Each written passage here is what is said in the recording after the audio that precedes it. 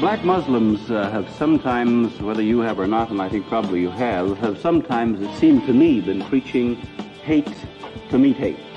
I don't advocate any kind of hate. There's a lot of talk that sounds very much like it. No, I think that the guilt complex of the American white man is so profound until when you begin to analyze the real condition of the black man in America, instead of the American white man eliminating the causes that create that condition, he tries to cover it up by accusing his accusers of teaching hate. But actually, they're just exposing him for being responsible for what exists. Welcome everybody back to a brand new episode of Like It Ain't. I am your host, John Pelham, and I have with me this evening, ladies first. Hey everybody, it's Nicole Drew, friend of the family. And more. And also my brother from another. Vic Virtuous, aka Vic Benito. How's everybody feeling this evening? Welcome. Yes. I'm really excited about this episode because we're at this turning point where we're like, yes, it's Black History Month and Black history is every day happening, but we're at this point with the show where we're looking to do a lot more celebrating, than just really discussing the issues. Although the issues still need to be discussed, plans need to still be put together and executed amongst the people, but we also want to celebrate our culture, And tonight we are going Black in the Day. Yes, Black in the Day to the 90s. Remembering moments of Blackness from the 90s. Do y'all remember the 90s? I mean, at least just a little bit. I mean, Nicole was like I remember 10. 1999. That was when Imani was born. Oh, shout out to Imani. One for me, Imogen. So you're saying you don't remember anything else from the 90s? It's all a blur. No, I have, I was a part of this really fabulous group called Tag Team. I met some really, really great friends that I'm still with today. We started in this network marketing company. Tag Team stood for like the Atlanta group, and then Wow. But it was some phenomenal people some young Black people who rose to the top in this company, and it was fun. It was uplifting. It was Black empowerment. Making money and everything. So those are some of my memories from the 90s. But everything about the 90s, the music, the culture, it was about Black empowerment. Yes. So yes, it was. It's funny. When you first said Tag Team, I thought you were saying that you was a part of the group that made Whoop. There it is. I thought the same thing. I was like, was Nicole in the hook talking about Whoop? There it is. That was me. But in all seriousness, what you described about Tag Team, that's amazing. And I feel like a lot more of that started happening as the 90s went on into the 2000s. And now we're in an era where it feels like there are a lot of Black people that are networking and connecting and making power moves together. So you're right. The 90s was huge for Black people. First, you had a lot of Black people that were suddenly entering government, like Congress and everything like that. The first Black congresswoman. You had everything with Biggie and Pac. You had the movies, the TV shows. But let's get started. I'm getting ahead of myself. Okay, Vic, what's one thing that stood out to you, a moment in the 90s that you think was really deep and impactful? As abroad or for me personally? No, for American culture abroad. Man, American culture. I think honestly where we left off with last week's episode of Like It Ain't, we spilled into the 90s as far as TV sitcoms. I mean, and that was very impactful to a lot of us with the shows we stated, the Martins, the the different worlds, the, you know, Fresh Prince. These were things that were very impactful to Black culture, Black history. Right. You know, Yeah. there was no escaping that. The attire, the clothing that we wore. You know what I mean? Like, and just, man, you would even see like Bart Simpson shirts with the Malcolm X and the braid plaits and stuff like that. Like, black was everything. You know, it is everything. But yeah, it was very much so prominent and on like every platform in the early 90s. Which, and hip hop had a lot to do with that, because we know hip hop came from the late 70s into the 80s, and that golden era of hip hop really began in like 87, 88 and went into the 90s. And hip hop all of a sudden was in commercials. There was a bunch of Sprite commercials. Hip hop was becoming this corporate thing. Yes. And it represented Black culture. You saying the whole thing with Bart Simpson and the Malcolm X. Cross colors. Oh my God. I didn't wear cross colors, but you didn't wear them? No. Really? I was the cross color king. I could see that.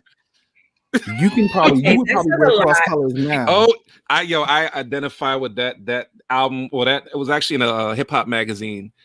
I could identify with that so much. I had the pants with the blue jean patched pant, you know, and the stripes and those type of poses and pictures, and yeah, that was me to a T. Most definitely.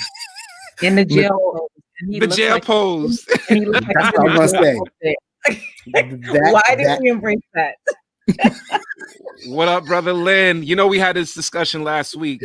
You was putting yourself out there. We was all putting ourselves out there with the attire, the imagery, and everything. So see, I didn't get. I appreciated cross colors, but I couldn't get with all the colors, and I definitely wasn't into the hats. You see the hat that dude got on, the with one the dude in the strings? jail pose. I wasn't into that type of hat. John, I could so see you doing that though, man. For pajamas, it looked like it was something for pajamas, like you wear to bed.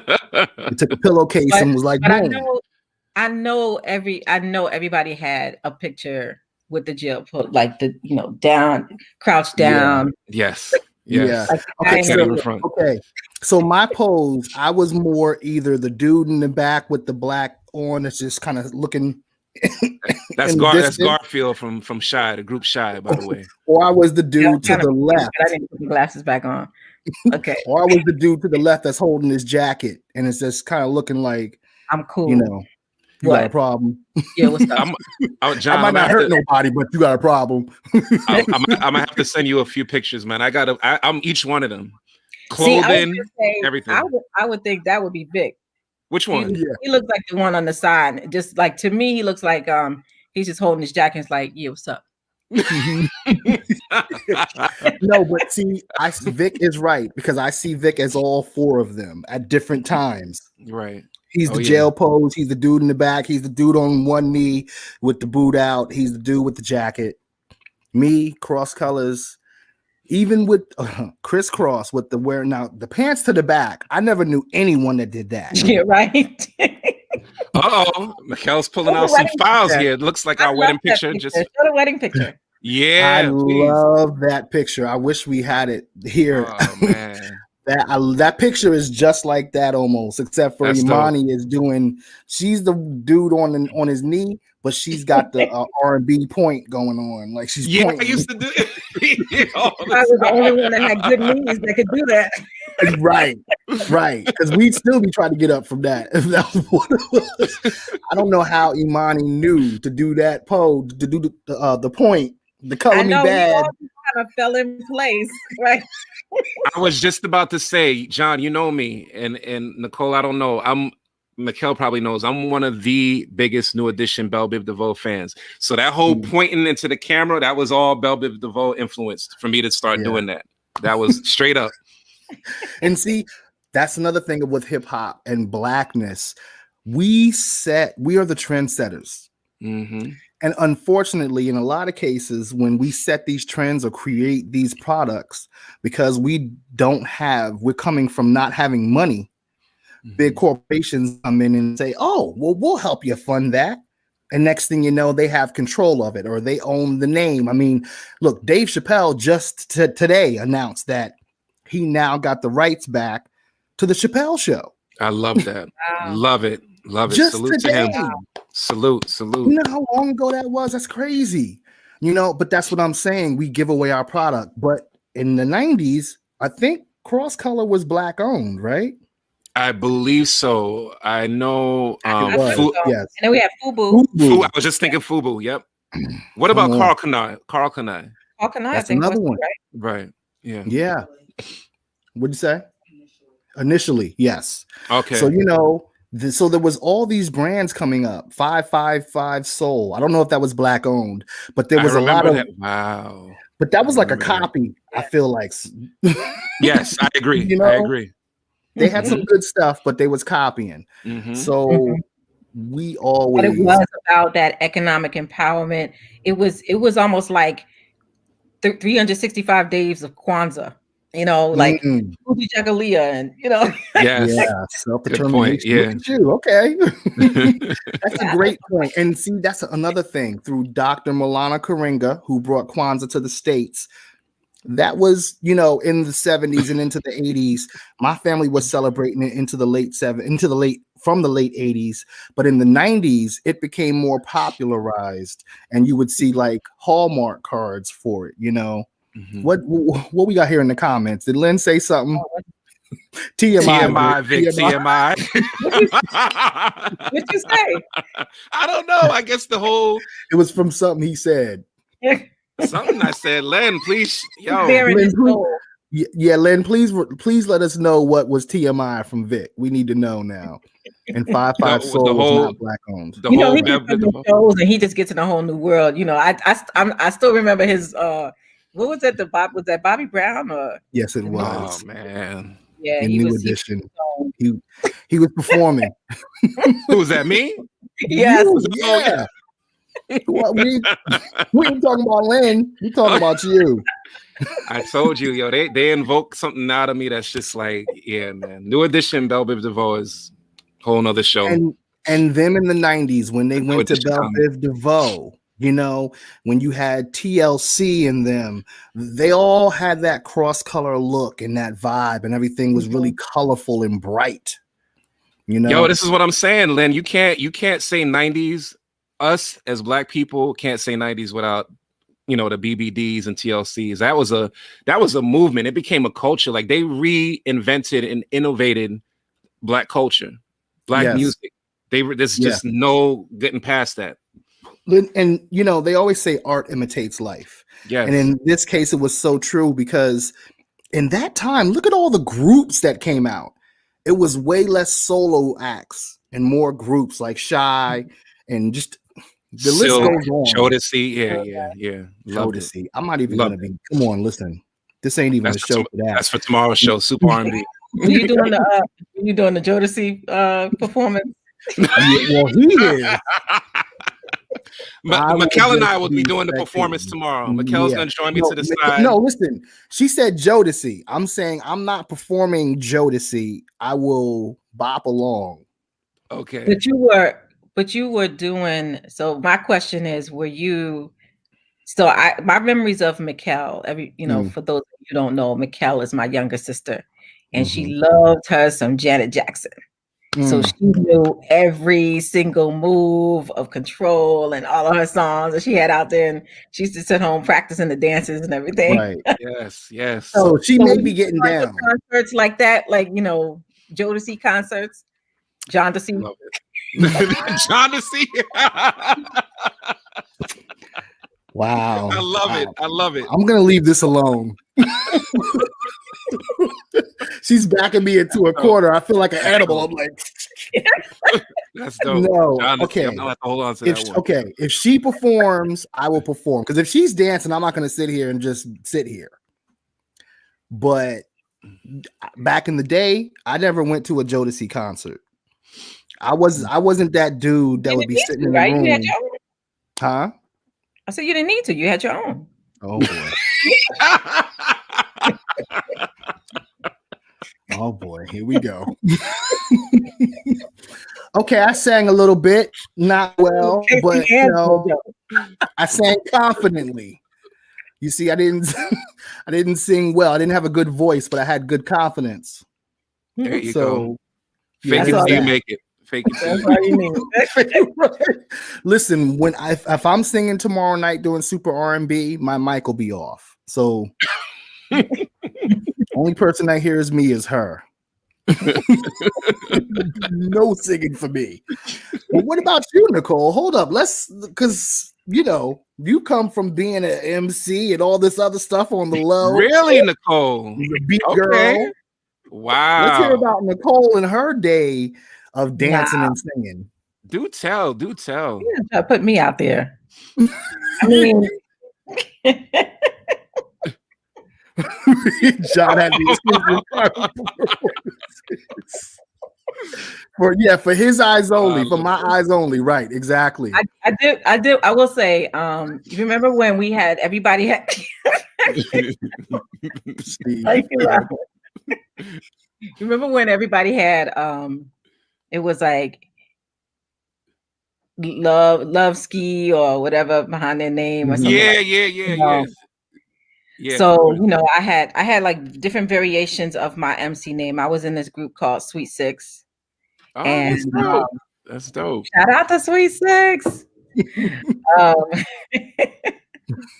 So I had I was MC Nene, and then I was Nene Love and all of that. Nene Love. What?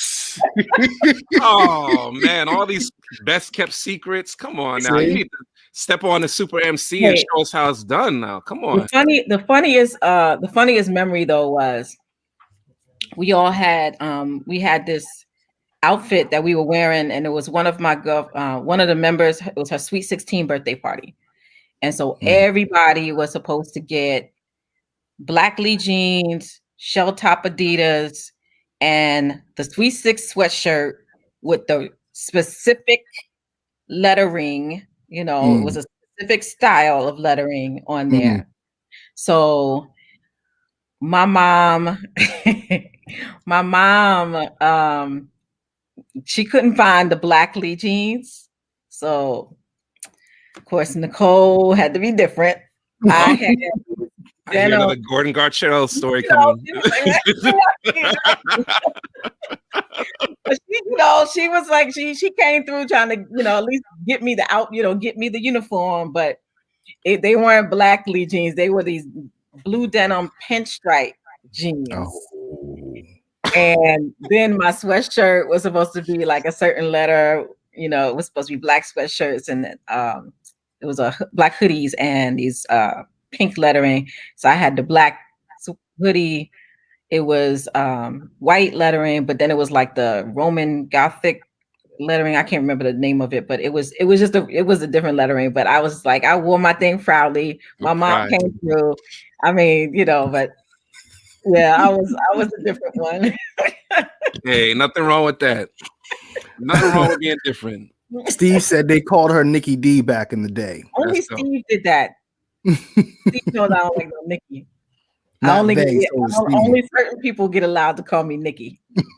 Nicole, and this very few. I don't like nicknames. So this was in the 90s? This wasn't yet. No, actually, this was like 80s and 90s. No, not 80s. Yeah, 80s. I graduated in 86. And you still remember your verse, right? That's what you told me before the show started, that you was gonna come on and do like the old verses. So anyway, is this thing on? Go ahead, right ahead.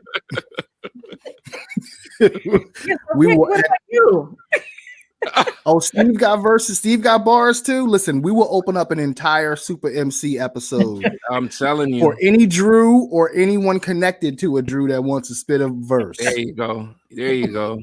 Old or new verses, it's all good. Now, Mikkel, could you please bring up the picture of the R&B group? What's their name? That joint? The Sweet Six. She's got a photo. No. Oh, I was like, wouldn't that have been perfect? Oh my God, that would have been perfect. No, that'd have been perfect. Oh, this happened in the 90s. Wasn't that their names? Milli Vanilli. Yeah. Oh my Hey, God. I'm just taking a good look at them right now, and I don't recall even taking this good a look at them. Mm. Wow. Yeah, take it in. It's different now. It's different. wow. Rather not. No. I mean, they're brothers, or they were brothers. One you know, passed, unfortunately. Yeah. Yeah, He I passed think the away? light skinned one passed. Oh. Yeah, he passed. He He passed. committed suicide, actually, I believe. Really? Yeah. Yeah, it was like the pressure of everything. Because, you know, once they came out, they were huge. Oh, really? But After then they found out? Yeah, after they got called out, which was crazy because they were doing a show and they were like, blame it on the, and then the fake skip that it was like, blame it on the, and it was like, Yeah.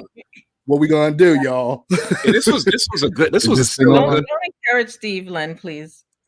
This was a good while after the whole controversy of the lip syncing thing too. It was a good while after that he committed suicide. So it must have really stuck and haunted him for all those years, man. Yeah. Hold on a second. What's happening here in the chats? I see that Steve said she's still writing rhymes on the low. Lynn said, tell it, Steve, tell it. And Lynn said, hot 16s all around. Steve said, don't sleep. They had hits. Oh, he was talking about them. Just wasn't theirs. No, that's facts. They had, it was dope songs, man. We can't deny the quality. I mean, you know. And 383 said, why did we like them so much? We didn't. I wasn't that big of a fan, but they did have some, the music wasn't bad, but no, not at all. Only one song. Like I was a real fan. Okay. Can anyone in the chats name a second song? Because it was just Blame It on the Rain. No, girl, you know it's true. That wasn't the same song? Nah. Listen, watch it. Watch. Blame It on the Rain. Now watch. Girl, you know it's true. Oh, yeah. Just in a different key. Yeah, but it was technically two different songs. But yeah, you're right. The same song. Girl, you know it's true is the bridge in the middle of Blame It on the Rain. They just took it apart and was like, hey, it's two singles. Oh, that's right. Man. Okay, two songs. Okay. Yeah, I wasn't into them. And if we remember, Vic, you remember in hip hop, they were like one of the butts of the jokes. Milli Vanilli, Vanilla Ice. Mm-hmm. You know, they were all the ones. MC Hammer, I think Snow, pop. Snow even kind of caught it somewhere in the middle. Like he kind of caught some of the flack too, and then someone's just like, he's all right, Who? Snow, Informer. Informer. Oh, okay. I was just going along like, who was that? Like, is that what he said? That was the first mumble rapper. Now I remember. Okay. Yeah. No. But the 90s. So then you even had situations. Well, in the 90s, we had two huge moments that, to me, go down in history. We had the Million Man March and we had the Million Woman March. Mm-hmm. Okay. And for me, the Million Man March, I wasn't there. Vic, were you there? No, unfortunately, I wasn't. But I know quite a few people who were and actually reached out on my Instagram page or posted and said that they were there, and it was incredible. See, it was incredible to watch. Yes, I watched it. Definitely. I wasn't there. Yeah, I mean, I think that was a really profound moment for a lot of Black men, for Black people, because you look at a lot of Black men you don't, at least at that time, we weren't typically looking at them as coming together and having a brotherhood. And I think this was just a defining moment, I think, for Black men, where you can see them all just being vulnerable, loving each other, and unapologetically being vulnerable, just expressing their just brotherhood and expressing their love for each other, the brotherly love for each other, So and that vulnerability is rare. John, weren't we just talking about that yesterday? Wasn't I just saluting you on the phone about like we really need to see more of that camaraderie and honesty within our brothers, like, Yeah. and for our women too, but just with each other, because it's the cool thing to be so tough and like you can't dance, you can't smile, you can't, just really enjoy whatever it is that you're enjoying without this whole persona, this, machismo and Yeah. the relationship that I have with you. And I do feel like this is important to mention for those listening and watching, that my brother and I, we have this brotherhood, this bond that Nicole was speaking of, that we embrace and we salute each other just about every week. Yeah. That we're able to exemplify these emotions, these, nods of, hey, respect to each other. So that's something that I'd love to see more Million Man Marches, not just years back looking back on, but like more often, whether it be, publicly, whether it be just you and me, whatever the case may be. I'd love to see more of it within our brothers and sisters. I agree. And I appreciate that. And I feel like in the 90s, somewhere in the middle and towards the end of the 90s, we got lost in my mind, because the music went from us expressing ourselves and having fun and the TLCs and just being creative to becoming a lot more street and a lot more about gangster talk and drug talk and the shiny suit era. And all of that came within the late 90s into the 2000s. And I feel like the momentum of the Million Man March didn't necessarily carry on the way it could have. Good point. I don't know what happened. It was just something in that era suddenly. But I guess every decade it feels like there's a shift sometimes. Yes. Well, I think a lot has to do with this shift to social media, and it's good when it's good, and then it's bad when it's bad. It's I remember taking my daughter in Maryland here. The high school seniors have this beach week, and so all the high school seniors will go and they rent out places in Ocean City, Maryland. And so I took my daughter and her friend there, where she was meeting some friends.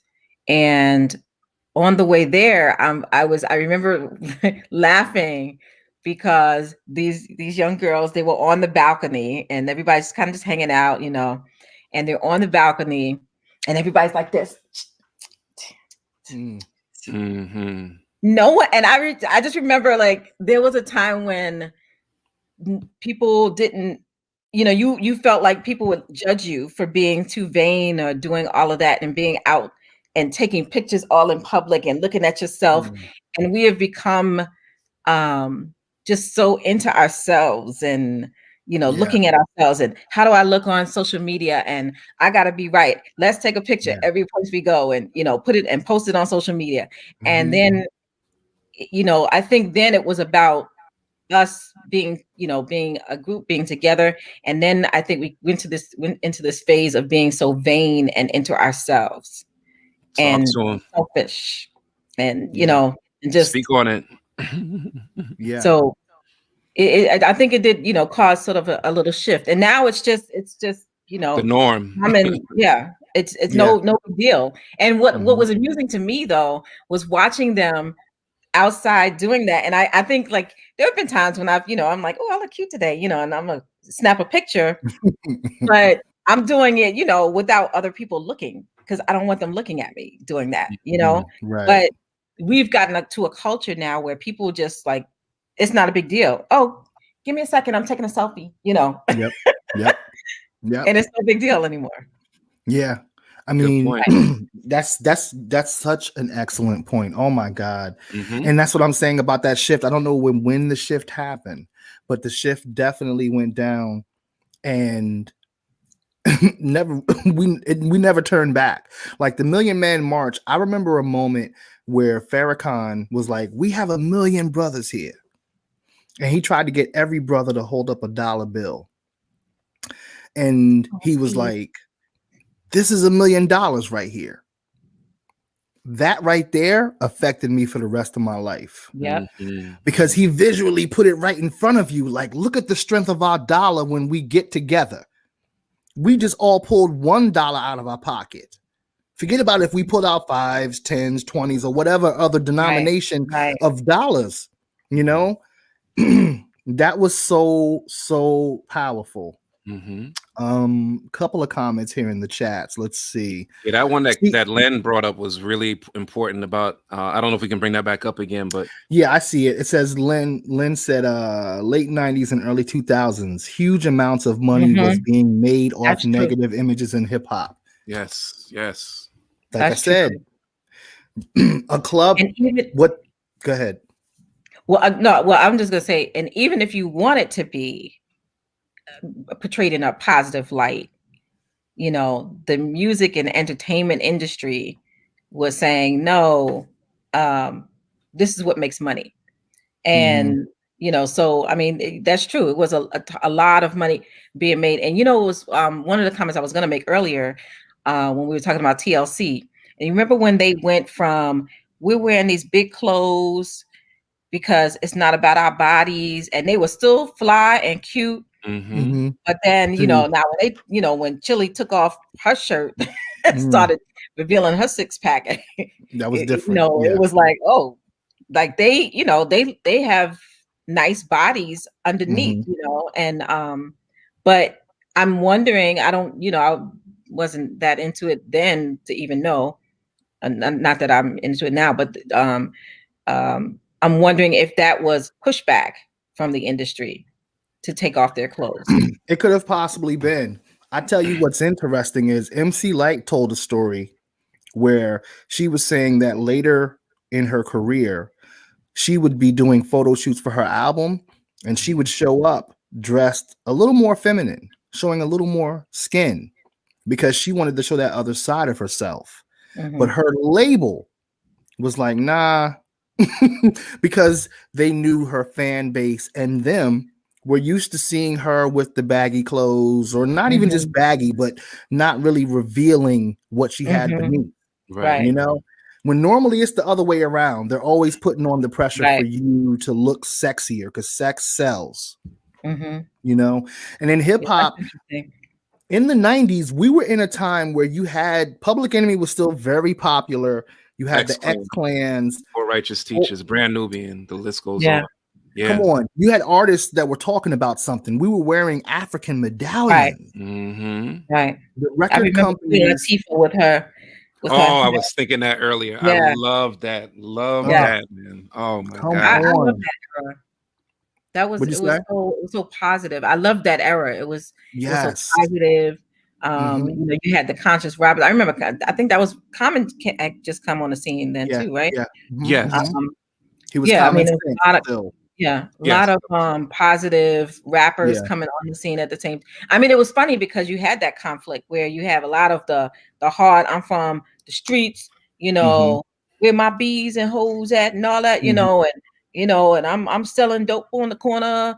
And then you had the other side of, you know, all of the positive, you know, Poor Righteous Teachers and, you know, just positive rap. Yeah, and it was from like 90 to like 96 where the positive rap and even the positive imagery with R&B artists all existed. Even Mary J. Blige, when she first came out, her clothes were really baggy, you know, to some degree. But she then was eventually, what do you say? She was hard to. You remember that? Was that Real Love? She was in a dress, and then she was still like hard, you know, like like, okay, this does not go. She had some pants. She was tough through and through from the beginning, you know, but she wasn't selling her body along with her music, at least early on. So hold on, we got a couple of things here in the chats. Thanks for the little shout out, Steve. Steve said Nicole always was cute. Okay, that's one thing. We're gonna leave that there. Steve also said people have died taking selfies. Literally. This is true. Literally. Sounds funny. Literally. You know, it's true. It's It should be true. called, to me, I said it should be called a selfish. It shouldn't be called a selfie because it's a selfish act when we just keep doing this constantly. But anyway, 383 said, this is why so many underground artists are still underground. Steve, many changed their image to make money. From what I understand, Lil' Kim went through all of her cosmetic changes because of the way Puffy wanted to promote her. That's very possible. And Puffy was always about the bottom line dollar. I mean, he was the shiny suit era. For us rappers and people that were into the purest of hip hop, he was like the Antichrist. I heard people literally calling him that when him and Mace, and they had cool music to groove to, you know, but suddenly the party joints, there was a point where the songs that were called the party joints or the club bangers, they didn't have to rap about being in the club. Right. Fight the Power was a song you would hear in the club. True. Right. Yep. But then there came a point in the late 90s into the 2000s where the club bangers, you had to be rapping about being in the club, popping bottles and all that. Right. I like what 383 said earlier about there was a variety. And that was always my thing, was just the balance, whether it was in movie, music, life, real life, reality. It's just the balance. Like there's always going to be the nonsense and the corniness or whatever, which to each his own, whoever likes whatever, it's all about perception. My issue is when it's just like a monotony, a repetitive beating over the head with the same thing, the same imagery, the same sound, the same ignorance over and over. That influence has a great influence on our people, our children, you know, and those who can't make the distinction between fictional and reality, you know, or just like, you understand what I'm saying? It's just, there's that lack of balance of variety now, you know? Yeah, you're right. You know, I didn't recognize till years later how important representation was. Like, you know, seeing our own people, because you got to see it sometimes to know that you can be it. Have you ever, like, there's been times where I've met some white people who would tell me what they do for a living. And I'd be like, I didn't even know that was a job. Like they wouldn't, you know, but again, because they saw it through somebody or something, they knew it existed, you know. And in so many cases, we weren't granted that type of access. But the 90s, suddenly we were breaking through, we were becoming independent. You had the Million Man March. Then 2 years later, they said, oh, let's do the Million Woman March. Right. You know, which I believe, Nicole, you were there, right? At least for a moment. I was there. Me and my sister, my cousins, and I'm trying to remember everything, but it was because it was a while ago. But okay, by the way, we're pulling up a picture of Nicole right now. That's Nicole with a scarf in the she looks a little different, you know. She was eating more Doritos than oh no. She's holding hands with strangers. Yeah, but it was, you know, it was I don't think it was as, I think, and this is maybe why it's not as prominent in my memory. I don't think it was as powerful as the Million Man March, but it still was a very powerful time, a very powerful movement, and a very powerful event, because you had people from all over the place. And, you know, it wasn't, I think the great thing too is the maybe perception, maybe misperception, maybe the reality sometimes, but when you get a whole lot of Black people together, they thought that there was going to be, you know, riots and all kinds of things. And these, both of them, the Million Man March and the Million Woman March, it was so positive and so powerful and positive. It just, you know, it was a good time. And I don't, I'm trying to understand if we're still there, you know, or I think I agree with 383's comment, and I'm trying to, it's not as prominent in my mind as the Million Man March. And I know it was still a lot of people. and I'm not even sure if the numbers were as great as the Million Man March, but Right. it still gave that still the positivity that I think we needed at the time of Yeah. seeing all of these women coming together from all over the place. And it's almost like the last women's march that we saw a couple of years ago, where people came and marched Yeah. from different countries, and then you saw just the power of social media, but the power of women. Yeah. Yeah. Nicole, real quick, why do you think it wasn't as prominent as the Million Man March from your perspective? I don't know. I don't know why it's not as, I can vividly remember images of, and maybe just watching, the men's march. I have like snippets of things that I can remember. My memory is not the greatest, but the snippets of remembering going to Philly. Um, I almost feel like I can see people that I met there, but it wasn't. I don't know if it was just maybe that was the end of that era. Yeah. Of what you were talking about earlier, where we were in this place of togetherness, empowerment, empowering each other, and then we kind of moved away from it. 383 said maybe because we were in the back. That could be it. But it was in 97. So that is that era where we're talking about where the shift was happening. And also I remember the media, they kind of downplayed, they didn't publicize that one as much as the Million Man March. One, because the Million Man March went off a lot better than they expected. And like you said, they thought blacks were going to get together and it was going to be a problem. Right. So when it wasn't, and because you have Farrakhan too. Yeah, there you go. When it wasn't, it's like, well, this is not newsworthy. We don't want to air some news of them getting along and doing something. That's the last thing we want. And they kept trying to pit the men against the women. I kept remember hearing them say, oh, they're copying off of the Million Man March. But we're not copying. I mean, we're continuing. Yes. Yes. But see, that's part of the problem, is because there was always they're always trying to separate us.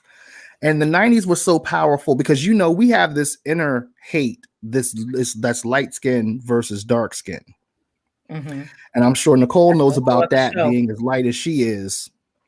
And Vic knows about that. I remember being brown I skin. remember somebody coming up to me, and when I was younger, I was maybe in my early 20s, and this I saw this woman. She was with a younger, maybe 5-6-year-old little girl, and she said, the little girl said, "Oh, hi, you're so pretty." And I said, "Oh, thank you." And then the girl that was with her, now these are random people I don't know, and she was like, "Don't tell her that. She thinks she's cute." And I was like, "You don't even know me like that." I'm not like, and I was never like that, because honestly, was she brown skin? They were a darker hue. And but between me and my older sister, when we would fight, and siblings, they're kind of mean to each other sometimes, but we loved each other just the same. But I mean, if my sister wanted to hurt my feelings, she would call me a white dog. Oh, and it wasn't the dog part that hurt me. It was the white. Because I didn't like my color. See, it's a whole thing. You just unveiled the whole thing right there. And in the 90s, we had, in film and TV, you literally had both light skin and dark skin. Usually it was one or the other up until then. But the 90s we had become so popular that you had shows where the lead was a light-skinned person, and the lead was different shows where the lead was a black, dark-skinned person. And again, that's just leading to the whole idea that the 90s was really on the low, kind of like a revolutionary era. I mean, remember the Michael Jackson video, Remember the Time? Of course you do. That came out in the 90s. Look at them. They were royalty. They were king and queen. Mm-hmm.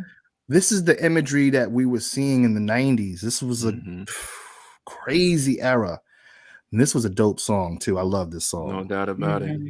it. But to piggyback off what you're saying, John, to go back even earlier than the 90s, a prime example of what you're talking about is a movie like School Days that addressed this very topic of what we're talking Right. about, the division between the darker skin and the light skin brothers and Mm-hmm. sisters, you know. So yeah. Right.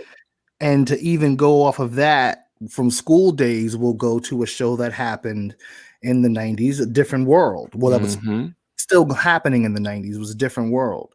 And that show, it helped, it like people were enrolling in more HBCU, you know, schools because of Different World. Like that's really deep. That a TV show. Go ahead. You had those the images when you talked about earlier about seeing ourselves and seeing these things, you know, I mean, taking Bill Cosby's indiscretions out of it. The one thing I will say is I like that he would promote Black schools. And so when he would have shirts, sweatshirts and stuff like that on, he would make sure that, you know, with the Cosby Show or whatever, or A Different World, that they were promoting Black schools. And, you know, I mean, I think that's powerful. And so, you know, people wouldn't even know about these schools unless they heard about, you know, unless they saw like a shirt, like, oh, you know. Right. And you know, people were trying to enroll in Hillman. Right. People were trying to enroll in Hillman, just like when they say a phone number in a movie, you know, somebody always takes that number. Somebody's gonna call just to see what's gonna happen. I definitely called that one number. That what's the song? How am I forgetting the song? 867 for you already know the song. Yeah, I called that number. Nothing happened. Somebody said they answered and been like, "Your phone." Yeah, I was dumb for that one. Huh? Someone answered? No one answered. It just rang, which is even worse because that means I stayed there at least for like 15 rings. Hello? Hello? Sometimes, you know, I was. I had my moment. Let me ask you guys: Did you know? Have you had any instances where you felt like your color played a, you know, impacted, you know, your interactions with people or impacted decisions you made, things you did? Victor? Oh yeah, that's an easy one for a multitude of reasons. One, because of my multicultural background of Hispanic and Caribbean, West Indian. Whether it was dating situations with, you know, white parents, or even an Indian young lady that I dated at one point. So I've had several situations where it just involved color and racism and bigotry, all the above. And you know, it's funny, I was just discussing with my wife last week, even with myself, I struggled with the lack of the relationship, the struggle that I had with my pops of being in denial of my Hispanic heritage. You know, the fact that we had a huge disconnect. I would run from the fact that, hey, I'm a Latino man as well. So it's layers. It's so deep of Why do you think discussion. You ran from that? Because like I said, it was a huge disconnect from him and I. So like anytime, you know, I would hear Spanish being spoken between him and my tia, which is my aunt, I felt like it was done in a derogatory way where he didn't want me involved in the discussion and he was speaking down about the family. And he was so intimidating. Now, I'm getting all super personal, but it's cool. Yeah. I'm transparent like that. So what we here for. But yeah, anytime that I would, you know, ask him to speak Spanish, or, you know, I felt like he was very aggressive or intimidating, I would like laugh and kind of like curl up in a ball and run away from trying to be, you know, from being taught from him. So ultimately, again, to answer your question, it made me run from my Hispanic side. and just deny my roots and my culture, which I feel a lot of us do for a number of reasons. And, you know, that's one of the big issues. I mean, there's a whole platform of this discussion I'd love to have, but this is one of the issues that I have with like a Brian Tatum or what's her name, Candace Owens. You know, to me, they really run from uplifting our people, because it's always like a condescending, derogatory depiction of us that they want to point out and stay on. But it's never to uplift us. It's never to point out, hey, this is what we could do to uplift one another or unify. It's always like a division or a separation. That's the issues that I take with them. It's not that I necessarily disagree with everything that they say and that I'm just so blind and narrow-minded. It's just the separation, the division, and the way it's like they look down on their own people and make excuses for the next man. Like that, I have no tolerance for. So, you know, like I had to do with myself, look in the mirror, do, you know, a self-assessment and really learn and embrace my perfections, my flaws, my everything. And, you know, I really feel like a lot of these people out here who are lost and straying away from their own people really need to do the same. So. Right. So do you speak Spanish now? Or, I mean, I'm assuming that you. Yeah, I understand a lot more than I speak, just because again, that disconnect from an early age, when I would suggest for anyone who have children to teach their kids from younger. But then I developed more of a desire and drive and passion to learn more and embrace it more as I got older and had more friends who I worked with and taught me, you know, how to speak Spanish. So I speak more comfortably when I'm not being put on the spot. But, you know, it's in me and I understand. You know, I understand. So. Okay, because I was going to ask you to sing La Bamba real quick for me. So I was waiting. I was waiting. And he took.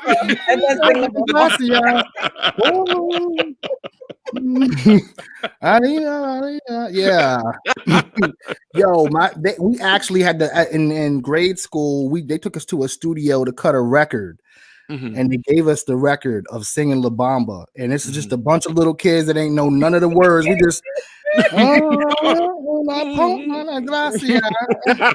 was always a yeah. I was like, I didn't know anything. We were totally disrespecting everything that song stood for, but we didn't. I remember me and one of my ex-boyfriends. We Steve knows him, McKinley, but we used to go to this we were taking salsa lessons in this in New York, some studio in New York, and he, you know, the thing I remember from him was like 1 2 3 5 6 7 1 2 3 5 6 7, and then all right, now shines, and that's when you just do your own thing. Okay, Nicole. Okay, there's some of that sweet 6, you know. We're just missing the other 5. Right, we need to get the other 5 sweets on here one day so we can reunite the 6 sweets. Yeah, 5 MCs and 1 DJ. Okay, keep it going. Oh, wait, we had I gotta invite my my old friends. We had a male counterpart, Force 4. That's dope. I'm loving these names. They were all guys, you know. Right. The Force 4, yeah. That's dope. That's dope. Wow. Oh, the 10 of y'all was a lot, I'm sure. Hey, don't sleep. No, I'm not. No, that's right. I'm not, especially on you. I would never sleep on anything when it comes to any of y'all Drew girls, women, at all.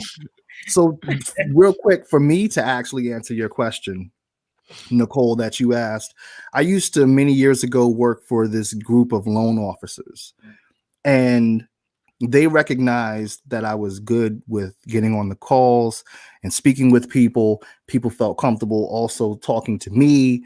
So I was helping them bring in a lot of loans, but I wanted to be on the field. I wanted to be, you know, one of the sales guys that traveled a little bit. They wouldn't allow it. And I never understood why, at least for a while. And then eventually two of their salesmen got sick and they needed someone to do the outside sales. I was the only option. they cut down the sales for the day. They just said, okay, well, we won't be going out this day. So then I had to approach the owner about this, and I'm just like, well, what's going on? Because I can do this, I do it over the phone and blah, blah, blah, blah. So his response to me was, well, John, you have more of the African look about you, Wow, I had locks then. I had locks then. And really? Oh, yeah. Mikhail, you must put the picture of John and some locks up. Yes. Yes, I have it. I think I put it on Instagram before. I put it on Facebook. Yes, I had the locks and they were down on my shoulders, but they're at work, they were tied up. And that really broke me because I wasn't in a place yet mentally where I would have just looked at him and been like, what? And just dissed him. I took it and I went home and I actually contemplated cutting my locks. Like I was like, wow. Damn. Damn. It really hit me. Not that I was ashamed of how I looked, but I was realizing that how I looked affected how people were going to allow me to conduct business in their company. Right. Yeah. So that was really deep. And I was just like, That's wow. crazy. Yeah. But whatever. That still happens now though, Right. But I was like, damn. And then I was thinking like, well, what is he talking about? Is he just talking about my hair? And then I was like, oh, he's talking about my nose. And back then I was like, dang, I got a big nose. And, kids in my grade school, there used to be these two white kids that used to call me lipper because they thought I had big lips. They didn't understand. They were just like, how does a human have lips that big? Like, they were just like, when I look back now, I'm like, these were just two racist white kids, and I should have beat them behind. Basically. But I wasn't there yet. See, if they had met me just a decade later. Do you think that that was? Do you think that they didn't know and they just had never seen Black people with full lips? I wasn't the only Black person in the school. I definitely wasn't the only Black person in the school or the only Black. Matter of fact, there was even a Black kid that joined in with them on calling me lipper. Well, I mean, we do that to ourselves. We were young. We were really young and just didn't know. So I'm not even saying they were racist, but they were raised by some. Because where does that come from? Why are you looking at me thinking, wow, this guy has really big lips? Like, I'm not the only Black person you've ever met, nor are these the biggest lips. Like, I'm like, you ain't seen nothing. I was thinking, right. Are you kidding me? But these are the things, we used to subtly face. Or when there used to be fights, if a Black and kid would fight, if a Black and white kid would get in a fight on a school bus or something, we would start singing, a fight, an N-word and a white. Oh, yeah. If the N-word don't win, then we all jump in. Where did I get that from? Right. And see, Nicole's saying right. So that means her generation was doing it. My generation, the generation after, like, where did we get that from? That's crazy. As kids, we're chanting stuff like that. But that's what I'm saying. We weren't. But when the 90s came, suddenly we were aware of a lot more. I mean, Blackness was so hip that they tried to pin Clinton on us, talking about this is our first Black president. Right. Do y'all remember that? I definitely do. Definitely do. Yes, I remember that. I thought that was so with the saxophone. Right. And he let him be who he is. I mean, but you can't, I always had a problem with that, calling him the Black president, because he wasn't. Yeah, exactly. And now we see more even clearer for those that didn't see then. They're like, oh yeah, no, he definitely wasn't the first Black president. And it was the things that they were making distinctions of that made him the quote unquote first Black president. Go there, please. Go ahead. Like he was into weed or something about weed and like some of the other. What was some of the other things? Jog my memory. Yeah, the saxophone and I was gonna say that was it. Those were the main things. Oh, he was cool. He smoked some weed, but he said he didn't inhale, which I don't know how you do that. That's okay, but anyway, crazy, man. He just said he didn't inhale, and then he's got the saxophone with the shades on, so they're just thinking he's cool. He's sexy. Right. Sexy. 383 Right. design says cool, maybe black, nah. Yeah. I was gonna go back to there was a comment that I think it was Len that popped up. And you know, are you familiar with the Crown Act? Yes. So the Crown Act, if you're not familiar with, for those of you not familiar with it, it stands for something. I can't remember all the initials, but basically it is designed to. It's a law that prevents people from getting discriminated against by wearing their hair in natural hairstyles. So you know, so but the comment was about conforming depending on your audience. And, you know, I've been natural, you know, even though I press my hair, in which people who got try to say like this isn't natural. My hair is natural. I don't put a permanent, and that's the whole point of it. I don't put a permanent. But then like I used to do the double strand twist. Rarely will I wear it like out curly because it'll be out here and just, you know, and but this is easier to manage, you know. I don't have to do too much, as you know. So but I will say if I wanted to twist my hair or something like that, if I might have an interview or something like that, I might kind of think about it a little bit, you know, how I want to do my hair. But the great thing is that it will a lot of employers now are embracing like braid hairstyles and you know, twists and stuff like that. So and it doesn't take away from their image of your professionalism. So, and I think that's the point, you know. And I mean, I'm in a pretty conservative industry, so you know, sometimes I still think about it when, you know, depending on what I got to do, or you know, what kind of image I want to portray. But that is a good point, because there are a lot of us who have had to make that decision about how to wear your hair.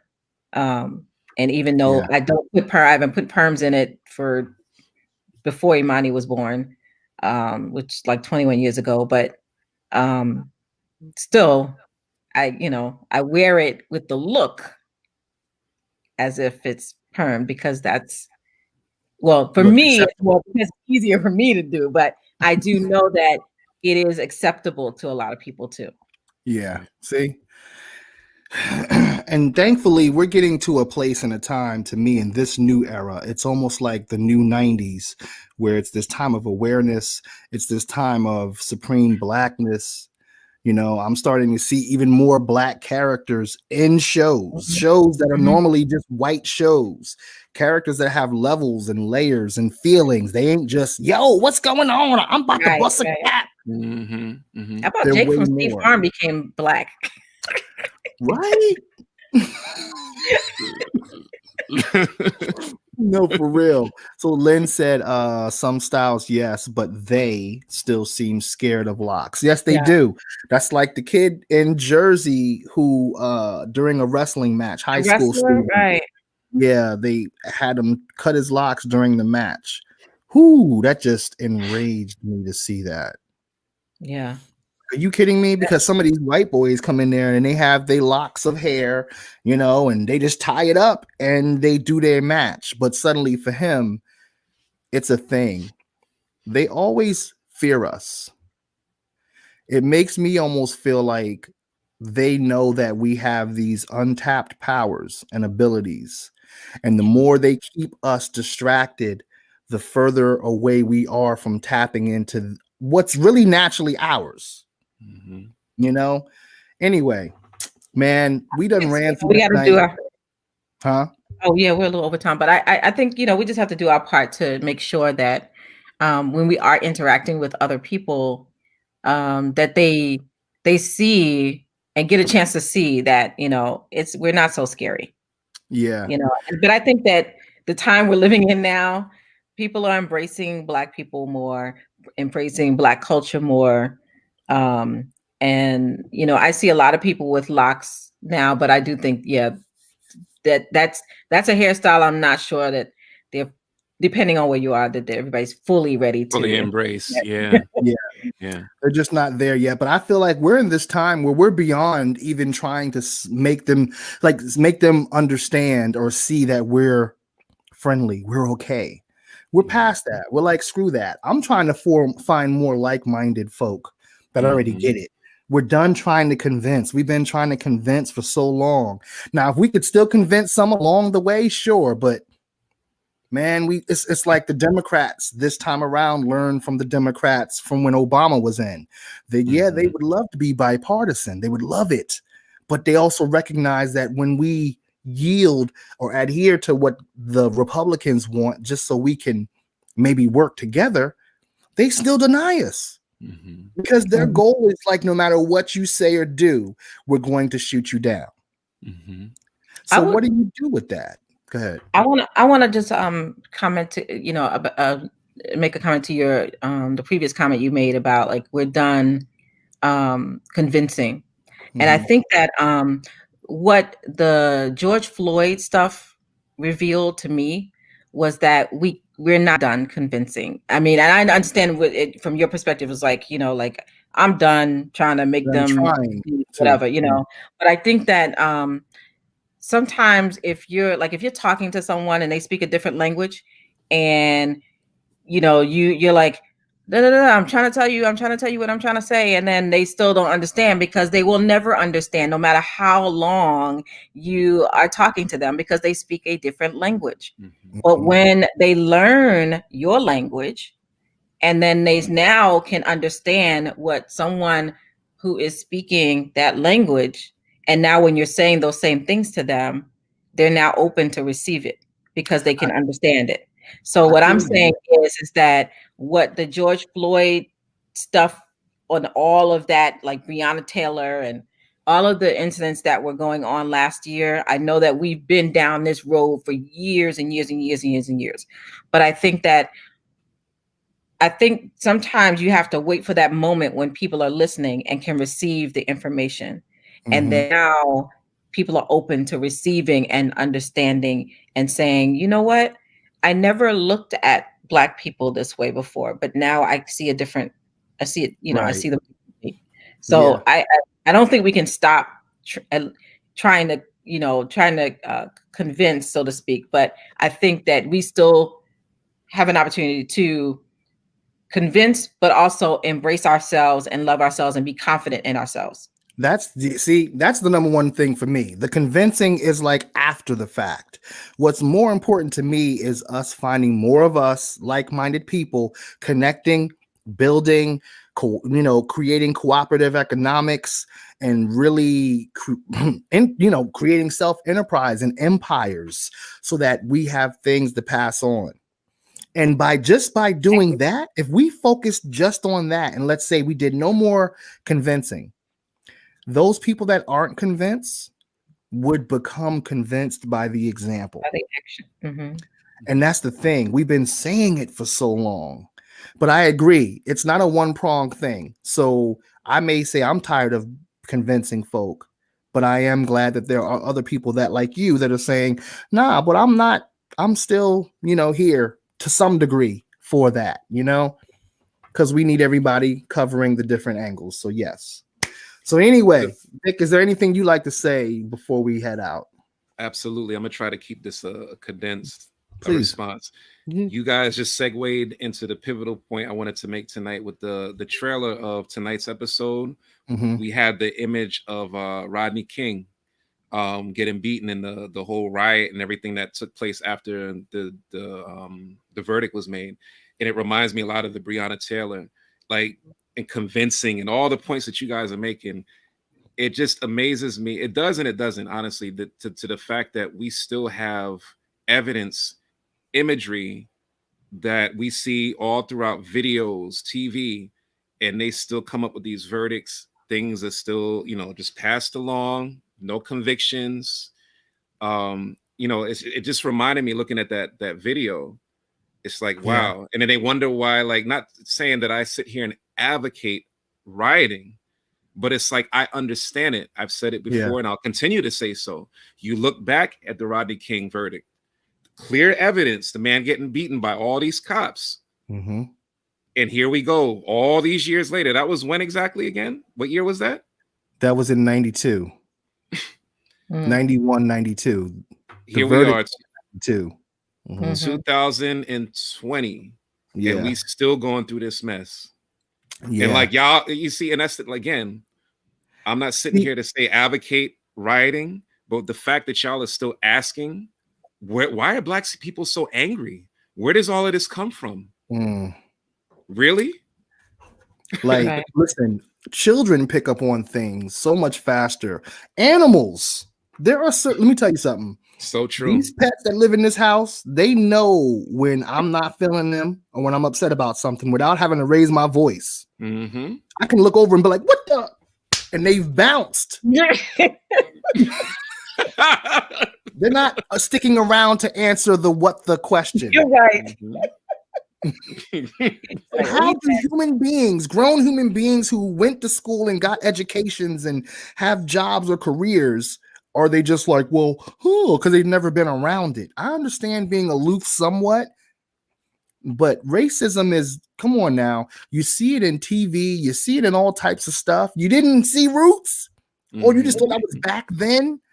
Like, because nothing happened historically to make that Roots type of mentality stop. No one faced consequences to make them say, oh, we can't do that. I wish they did, but you know. And to Len's point, this is why I completely agree, and I even spit a verse about this, about dependency and depending on the president or whoever. You know, y'all are crazy. Nah, but I mean, I addressed this in a verse, you know, and just being codependent and looking for that validation, because I agree with Len. We need to push forward, because honestly, I've just accepted the fact that things are not going to, if it changes, it's not going to change in my lifetime. I'm not going to be here to see the day when all of this stuff stops. So I have to be prepared. I have to prepare my family, my kids, my wife, myself, and everyone around me who I love. And just that mental state, and you know, just be prepared to survival skills. Like I said in the verse, we gotta just prepare ourselves. It's so interesting because we're right, but we need white people and people of other ethnicities to fully overcome this whole thing. We all need each other, and there has been a lot more people of different ethnicities, to me, stepping into these protests than back in the day. Nicole, you're going to say something? No, I was just going to say that I agree. And I think, you know, what I was trying to say is like, you convince through your actions when they still see, but then the fact of the matter is that I think there's, you know, we've been doing these things. We've had Black businesses and Black wealth and Black success and, you know, higher education and all of that stuff. I mean, there's evidence already of who we are. But I'm just saying that I think, and yes, we still need to keep going. And it's not about like, oh, let me continue trying to, you know, force them to see who we are. What I'm saying is that you now have people, I think, who are more open to receiving it. And when they see us, so when we expose ourselves to show them what we're doing, they can now be convinced. I'm not necessarily saying that, you know, hey, we go out and intentionally, but I know that when Killer Mike and what's the there's a white TV journalist, trying to remember her name, but anyway, they're both, I remember her saying that they're both from Atlanta, and or at least somewhere in Georgia, and she remembers learning from Killer Mike saying, like, if you don't take the time to get to know other people and who they are, you won't be able to have an open and free mind. I'm paraphrasing, you know, but the point is that she felt that if she didn't have that conversation with him about opening herself up and learning about other people and allowing herself to meet other people of different races, different cultures, she would still be in that bubble. Yes. You know, and Black or white, you know, live in our bubbles. Yeah. You know, because it's very comfortable. To your That's point, very real true. quick, John, to Nicole's point, I do agree with that because I feel like it's evident with the recent elections, and just with the amount of this was my first protest this past year, and all the different ethnicities, races, faces that I saw out there, genders. It was definitely, I think the Floyd situation really, it's unfortunate that it took to this point, but I feel like since the pandemic, I truly believe everything happens for a reason. But the fact that a lot of us were stuck at home, were forced to watch and see what happened. Right. It's like, oh, really? Like they go through this? See that over and over and over again. Yeah. You had to feel something. Yeah. Yeah. I mean, dude was calling to his mama who was gone. Right. That was just heartbreaking. That cut beyond race. You know what I'm saying? That was come on. So this Vic, you mentioned Rodney King and the OJ trial. We're gonna have to do another episode talking about just that stuff because the impact of that happened in the 90s is crazy. And remember, the rise and fall of both Biggie and Pac happened through the 90s as well. Right. The East Coast, West Coast thing, all of that. Oh, and man. They were gone by 96 and then 97. So again, we're talking about that shift that happened towards the end of the 90s into the 2000s. People who were looked at as leaders like a Biggie and a Pac and some others were being killed or were being somehow muted, Right. But anyway, everybody listen, we're going to end for the night. We've already gone over. And we really appreciate as we do each week. Yeah, I mean, the conversation. It's just too much fun. It's too much fun to just end on a 7. I'm sorry. And what sucks is there's always something really great said towards the end. The end. With us talking some more, and it's like, dang, the time is up. What we just talking. Yes.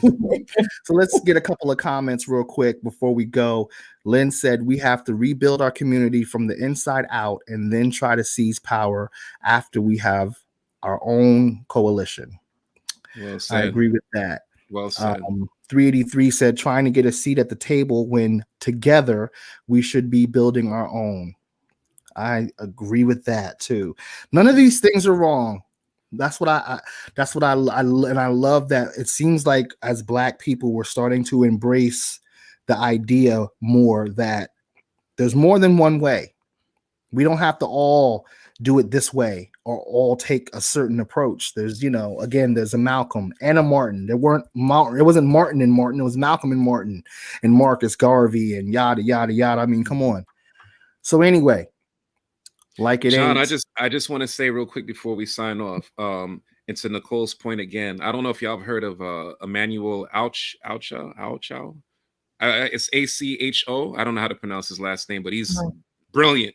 Former football player. He has these videos that are available on YouTube that's called An Uncomfortable Conversation with the Black Man.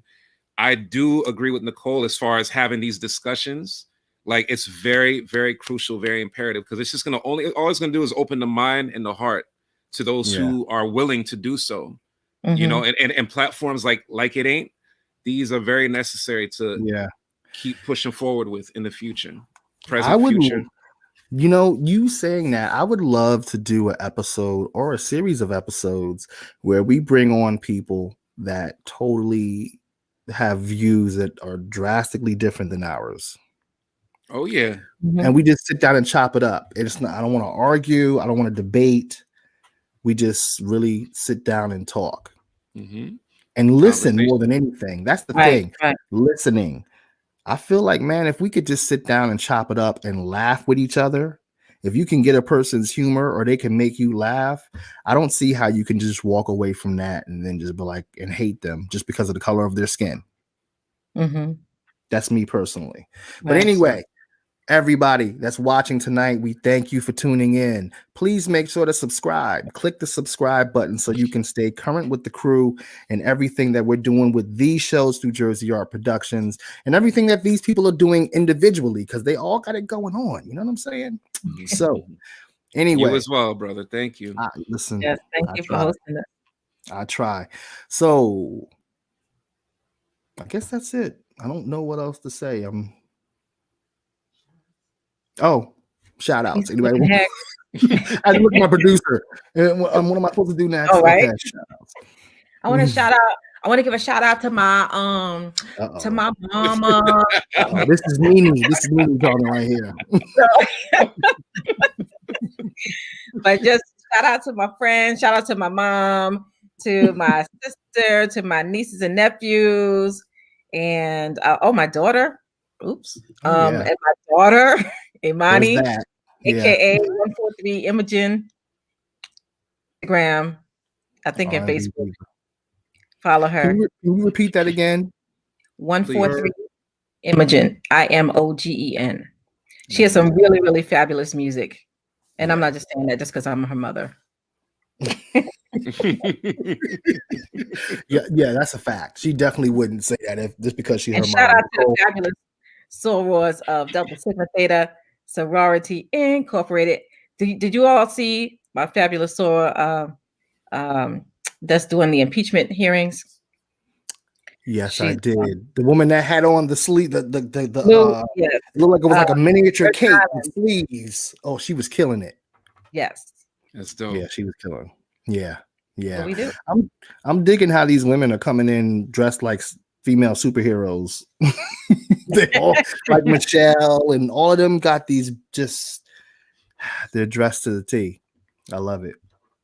Vic, any shout outs you'd like to make before we head out? I'm gonna try to make this real quick. Shout outs to my wife, my kids, my family. I had an amazing experience this past couple of weeks with meeting one of my favorite MCs out currently. His name is RJ Payne. Y'all need to check him out. Support his website, iamrjpayne.com. His manager, good friend Larry Tan. Thank you. And I mention these people because it moved me tremendously to see, again, from the point I made earlier between you and I, John, that camaraderie, the support of our brothers, like just them supporting my business, my brand with Victory is Ours, my podcast, and just in turn from my support given to them throughout these years as their conglomerate, their team, EIMG. Again, I would love to see more of that, just us supporting each other, uplifting each other, Black excellence. You know, those brothers made my week, my year, as far as I'm concerned, with the support, the love, the respect, the hospitality. This just further gives me more reason to believe that when we come together, anything is possible as Black people. So yes, shout outs to them. Shout outs to the brother John for the platform, for having us on, for the support. Nicole, it was a pleasure. Like, you guys are amazing. Keep doing what you're doing. Everybody watching, support these beautiful people. They're amazing. So that's it. That's all I got. I just have one last one. I'm sorry. I just want to shout out Steve. Stevie D. But he's always a great you heard about him on the Black Father episode, but he's always been a really great friend and a supporter of this show. So yeah. Thanks for tuning in. Steve is no joke. I mean, we got nothing but love for Steve. Despite the fact, I feel for him because he's a Jets fan. I think, is he a Mets fan too? Or is he? Well, he's a Jets fan. I know that. Yankees, but yeah, the Jets. Yankees? Okay. I think he's the only Jets fan I know. Is he a Knick as well? Steve, are you a Knick fan? Yeah, I know he's had it tough with the Jets. I mean, it's been tough. But shout out to Steve. We appreciate his support. And make sure to check us out. That's at Jersey Art Productions on YouTube and also on Instagram. I'd like to shout out my wife, Mikkel Drew Pelham, and her as a producer. She's just, she helps make it all happen. So I appreciate her for that and much more. And tomorrow night, I want to let y'all know that Super MC is doing a special edition tomorrow night. That's Super R&B. Okay, it's the first Super R&B episode, and we're honoring Janet Jackson. Mikkel's gonna perform. Yeah, I'll be her backup dancer. I know I'll be. It's gonna be one of those backup dancers. I was about to say. I know exactly what I'm about to be. Hold on. I know exactly what I'm about to be. So Janet used to do them shows where it used to get a little sultry, and she'd bring a male person on stage. I'm gonna be that dude. I'm gonna be strapped down. Oh, this might get interesting. We might have to cut this short. John just She's gonna be slapping me. I'm like, baby, this is too much. Remember them dishes you didn't wash? Come talk to me. She's slapping me, singing Janet. Knicks all day. See, I knew it. Okay, he's a Knicks fan as well. He said, okay, John just went down the wrong road. Okay, I still listen. He's saying that because I mentioned the Jets. Whatever. I'm not.